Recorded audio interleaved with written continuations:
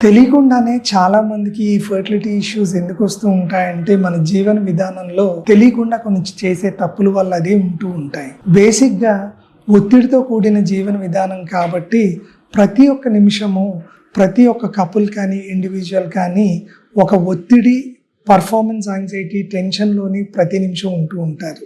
వీళ్ళకి ఆ సమస్యని ఎలా అధిగమించాలో, ఏ విధంగా క్రైసిస్ని హ్యాండిల్ చేయాలో, ఏ విధంగా ఈ సమస్య నుంచి బయటపడాలో తెలియక దిగులు పడుతూ మెంటల్ హెల్త్ డిటోరియేట్ చేసుకుంటారు. ఎప్పుడైతే మెంటల్ హెల్త్ డిటోరియేట్ అవుతుందో దానికి ఫిజికల్ మేనిఫెస్టేషన్స్ ఉంటాయి.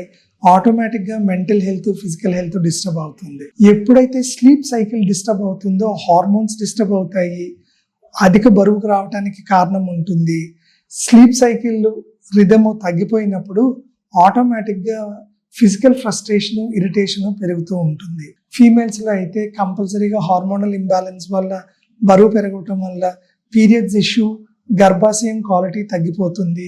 మగవాళ్ళలో వీరికణాల కౌంటు, క్వాలిటీ తగ్గిపోవటం వల్ల ఫర్టిలిటీ ఇష్యూస్ ఎక్కువ వస్తాయి. సో వెంటనే doctor care homeopathy constitutional treatment మీరు పొందటానికి ఈ కింద అపాయింట్మెంట్ అది తీసుకోండి.